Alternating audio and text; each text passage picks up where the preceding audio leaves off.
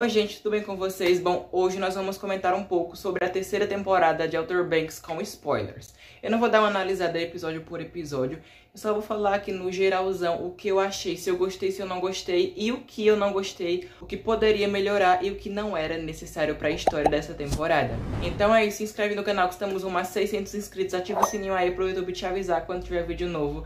Deixa aquele like aí, me segue nas minhas redes sociais, estão aparecendo aqui pela tela em algum lugar. Mas é isso, vamos falar de OBX3. Vou começar falando se eu gostei ou não dessa temporada. Bom, eu gostei da temporada, eu não acho que ela foi excelente, eu acho que ela foi muito boa, ela foi mediana.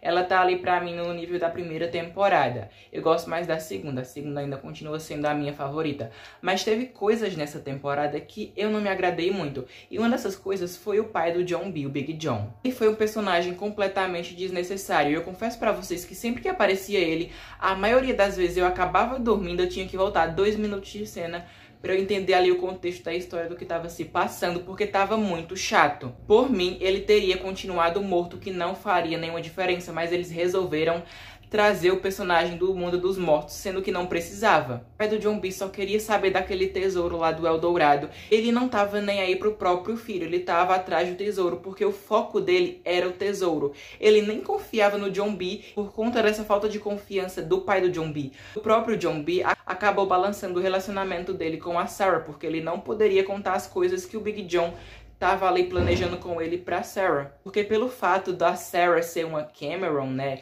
o pai do John B não confiava nela, afinal ela era filha do Ward. Mas isso influenciou muito no relacionamento dos dois, porque chegou um ponto que o John B preferiu ficar com o pai dele do que com a própria Sarah. E daí o John B e a Sarah, eles acabam brigando, eles acabam terminando, né, não terminando, eles deram um tempo.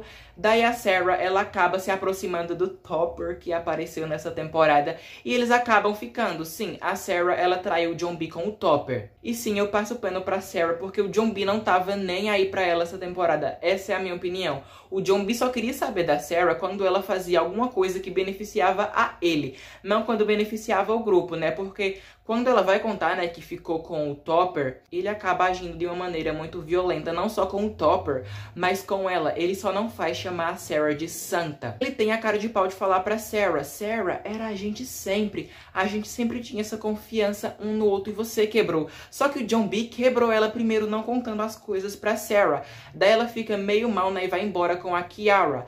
E daí depois ela acaba convencendo o Topper a tirar a denúncia do John B, pelo menos por um dia, né? Afinal, o John B agrediu o Topper. E ela consegue isso. Daí, quando ela consegue isso, porque beneficiou o John B, ele acaba falando: ai, Sarah, eu te amo. Eles acabam voltando. Mas eles só voltam porque a Sarah ajudou o John B. Porque se ela não tivesse feito nada, eles teriam terminado. Eu já tenho uma opinião formada sobre o Big John, né? Eu odeio esse personagem. Que personagem chato. Não acrescentou em nada pra história. E ali no finalzinho, né, quando ele acaba morrendo, dá pra ver que eles tentaram humanizar um pouco a história do Big John. Depois que ele morreu, né, eles conseguiram o ouro e tal. Nessa temporada inteira, teve também o lance da América do Sul. Sempre que eles iriam tentar ir pra América do Sul, acontecia alguma coisa, seja lá aquele caminhão de drogas que o JJ tava com o John B, né, sempre acontecia algum problema e atrasava mais eles. E o Big John, ele passou semanas, ele passou muito tempo tentando traduzir aquela escultura, sei lá o que era, pra chegar no Eldorado. E eles falavam, né, ah, ninguém nunca sobreviveu ao Eldorado. As pessoas que iriam lá nunca mais voltavam. E eu ficava esperando o tempo todo, armadilha, perigo, nada, não tem nada de perigoso ali. Nada, absolutamente nada. É só lógica.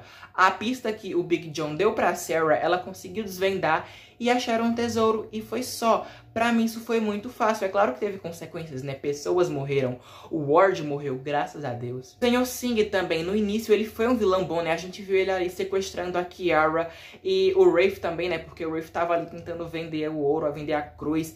E logo de cara ele acaba sendo sequestrado e acaba ficando com a Ki. Eu ria muito, mas também ficava com muita raiva do Rafe, porque o Rafe falava: ah, Kiara, I'm your only friend. Eu sou seu único amigo. Eu ficava: vai se lascar, porque tu não é amigo de ninguém. E eu também achei que eles tentaram, né, humanizar muito a história do Rafe. Mas eu vou falar mais sobre isso mais pra frente. Eu vou terminar de falar do Singh logo. Então, assim, eu acho que ele poderia ter tido uma história muito melhor, um desenvolvimento melhor. A gente viu o Ward nessas 3 temporadas. E o Ward, ele é aquele vilão complexo que tem seus motivos, que tem suas motivações. E ele é aquele personagem que sempre tem seus altos e baixos. Uma hora ele tá lá em cima, outra hora ele tá lá embaixo, e é bastante interessante acompanhar isso ao longo dessas 3 temporadas. O Rafe também é a mesma coisa. Agora o Sr. Singh, pelo amor de Deus, Sr. Singh e Big John dava sono. Bom, o John B e o Big John, eles estavam, né, nesse grande lance aí do tesouro, de encontrar o tesouro, de encontrar as peças valiosas ali, aqueles artefatos. E nisso ele acaba se envolvendo com a Limbri, né? A gente sabe que eles trabalham juntos desde o final da 2ª temporada, daquela última cena dos dois juntos. E daí ela quer aquele tal manto sagrado que ela tanto procurou na 2ª temporada e não encontrou. Sendo que esse manto, ele é puro mito, ele não existe. Daí o que é que o Big John faz? Ele pega ali um pano qualquer pra tentar se livrar da Limbri, ela encosta no pano, ela passa o pano ali no rosto e do nada ela começa a andar falando que tá curada. Que é isso, um filme? Essa história também ela não precisava, eles poderiam facilmente ter matado a Limbri lá no final da 2ª temporada, que não iria fazer diferença. Essas cenas do Big John era só enchendo linguiça, poderia colocar tanta coisa interessante, eles poderiam ter trabalhado melhor até em JJ e Kiara e em Sarah e John B. Os plots envolvendo o Big John não eram interessantes, a gente não queria ver isso, a gente não queria ver esse velho, a gente queria ver JJ e Kiara e Sarah e John B, a gente queria isso a temporada inteira. Isso aconteceu no penúltimo episódio. Tá, a Sarah, ela acabou, né, traindo o John B, como eu falei. A Weezy, ela sempre teve razão. A Sarah traiu todos os namorados dela, né? Ela traiu o Topper com o John B e agora traiu o John B com o Topper. Ela sempre volta pro mesmo lugar. Eu passo pano pra ela assim. Eu não concordo com a atitude dela, mas eu vou fingir que isso não aconteceu, porque os dois, eles ficaram juntos no final da temporada e isso pra mim é o que importa. Cara, JJ e Kiara foi o que eu mais esperei a temporada inteira. Além do primeiro episódio, né, quando eles estão lá na Poglandia. Inclusive, eu queria ver muito mais dos dois lá na Poglandia, porque tava na cara que nem a Kiara e o JJ queriam voltar pra Outer Banks. Então, assim, os primeiros minutos da temporada são muito incríveis, com eles ali na ilha, com o JJ pendurando, né, a bandeira da Poglandia. E tem muitos momentos ali que eles começam a se olhar, eles trocam aqueles olhares que eu ficava vendo ali o clima, eu falava, meu Deus, só se beijem logo. Tem até aquele momento que eles estão lá no barco, né, que eles acabam se encontrando e eles estão quase se beijando e nisso o Pope chega. Cara, eu tava só aquele meme da Jojo todinho, Denise, sai da live, minha filha, sai da live. Eu já ia esquecendo, mas também teve aquele lance da cruz, né, que eles tiveram que buscar a cruz naquele vagão de trem. Cara, aquelas cenas me deixavam tão tensos. A gente viu, né, que a Sarah, ela teve que seduzir o Topper pra poder conseguir a caminhonete do pai dele, eles conseguiram. Só que no final aquilo ali não era a cruz, era uma armadilha que o Rafe tinha preparado caso os Pogues atacassem, e é claro que eles iriam fazer isso. Então tem um momento que eles estão ali sendo perseguidos pela polícia, né, o JJ volta pra trás e tá com a pedra no carro da polícia, e nisso a polícia começa a perseguir ele, e ele faz ali uma manobra que, meu Deus do céu, na hora que eu vi aquela manobra, eu dei um pulo, porque a gente só viu os restos da moto do JJ voando pela pista. Cara, a Kiara tava desesperada, eu tava desesperado, porque eu achava que ele tinha se machucado, mas não, ele ressurge das cinzas igual o Landon, igual uma fênix, e fala, ah, gente, eu tô aqui. Nisso a gente também tem, né, um abraço de JJ e Sarah, e a Kiara vira pra ele e fala, nunca mais faz isso. Depois a Kiara, ela é mandada pra uma clínica ali de reabilitação, pra um retiro espiritual, igual falava a Manu lá no BBB. Ela foi mandada pra esse lugar, e nisso o JJ vai atrás dela e vai resgatar ela, né, ele chega lá à noite. Ele inventa uma mentira logo no início, falando que é irmão da diretora do orfanato lá, do negócio lá.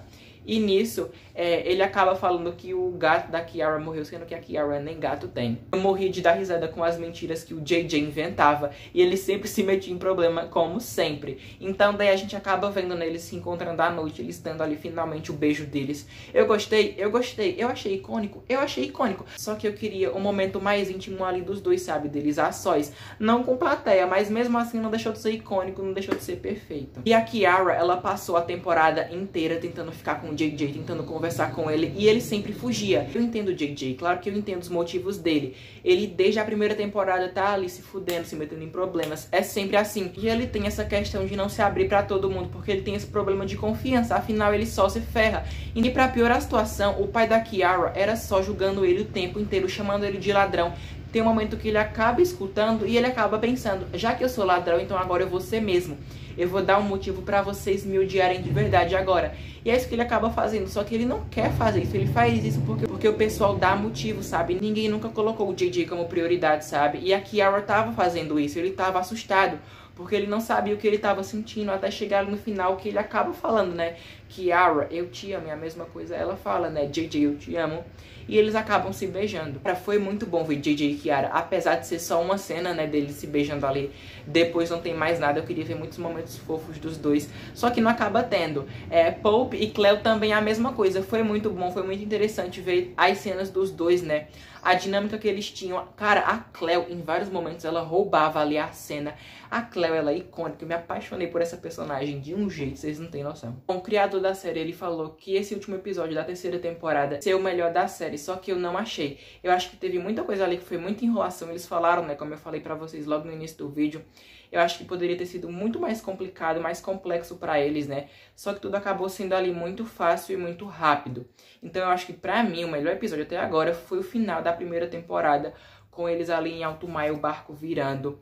E todo aquele mistério de Jon e Sarah morreram ou não morreram, ficou aquele mistério lá em Outer Banks. Então, pra mim, aquilo ali foi muito bom, foi muito mais impactante do que o final da terceira temporada de fato. Então, assim, eu acho que eles prometeram muito uma temporada impecável, uma temporada muito boa. E de fato foi. Só que eles prometeram muito e não entregaram aquilo que eles prometeram, sabe? Eles entregaram o básico pra gente. Mas o gancho final ali pra uma quarta temporada foi muito bom também. Teve aquele salto temporal ali de 1 ano e meio, se eu não me engano. A gente vê os personagens mais estabilizados, né, ali financeiramente e emocionalmente. A gente vê o JJ de jaqueta pela primeira vez em muito tempo. A gente vê aqueles personagens limpos, porque é todo mundo sujo.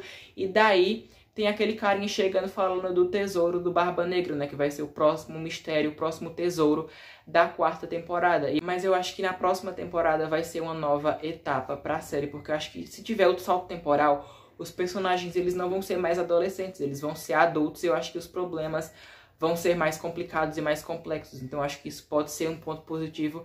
Eu acho que isso pode dar muito bom se eles souberem trabalhar isso. Cara, é tão inútil que eu já ia esquecendo de me falar que foi a morte do Ward, né? A gente viu ele ali se sacrificando pela Sarah no final da temporada, né? A gente sempre soube que o Ward, ele preferiu a Sarah do que o próprio Rafe, que também é filho dele, né? A gente sabe que a Sarah sempre foi a preferida dele. E no final ele não queria ver a filha dele morrer, e no final ele acabou se sacrificando por ela e acabou morrendo dessa vez. Ele morreu de fato, graças a Deus que ele morreu. Bom, mas o vídeo acaba por aqui. Eu gostei bastante dessa temporada. Eu não achei ela excelente, mas eu gostei, sabe? Tem muitas coisas que eu mudaria, como eu falei pra vocês, né? O plot aí do Big John, eu acho que é desnecessário. Se fosse pra eu dar uma nota, eu acho que eu daria um 7,5 ou 8, porque eu achei que foi uma temporada muito mediana.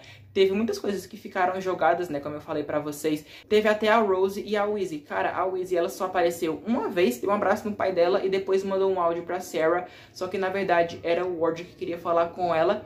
E a Rose, ela só fez atirar um copo na parede. Essa foi a cena dela. Então, assim, esses personagens, eles foram esquecidos no churrasco. Mas, em contrapartida, teve o Rafe. Cara, o Rafe foi simplesmente incrível. Cara, é muito bom ver um vilão emocionalmente desestabilizado, porque era engraçado demais ver ele surtando como sempre, né? Ele falando ali com a Kiara, falando que ele era o único amigo dela, né? E ela cagando pra ele. Ali no final, eles fugindo juntos e a Kiara empurrando ele do barco. O Rafe também derreteu, né, a cruz ali de Santo Domingo. Ele acabou derretendo ela.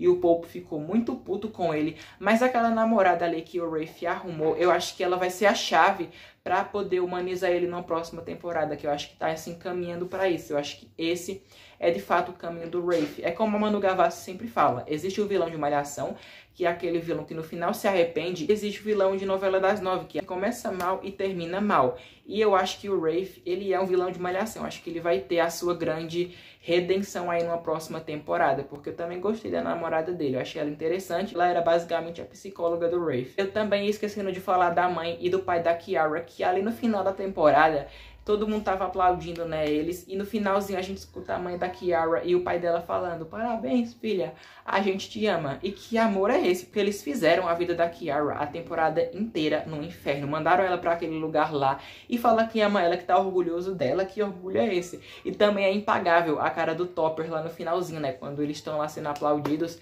e só o Topper fica de braço cruzado.